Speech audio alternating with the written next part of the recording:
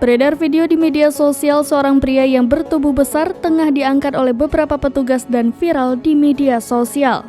Tak hanya petugas, warga pun ikut membantu mengangkat pria bertubuh besar itu. Namun lantaran pintu rumah terlalu sempit, warga sampai menjebolnya. Petugas dan warga pun ternyata tidak kuat untuk mengangkat pria tersebut. Akhirnya dibawalah sebuah forklift untuk mengangkat pria seberat 300 kg itu. Pria tersebut akhirnya dibawa ke rumah sakit menggunakan sebuah mobil bak untuk menjalani perawatan. Pria bertubuh besar itu bernama Muhammad Fajri dan berusia 27 tahun. Fajri merupakan salah satu warga di Pedurenan, Karangtengah, Kota Tangerang.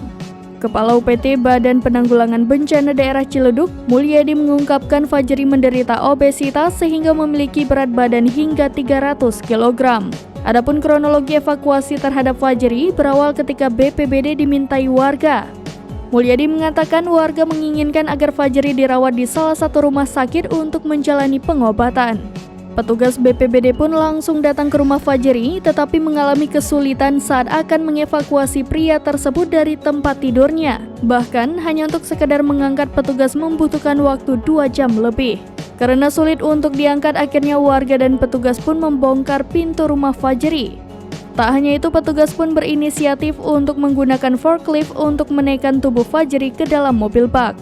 Setelah itu, Fajri pun langsung dibawa ke RSUD Kota Tangerang untuk menjalani perawatan.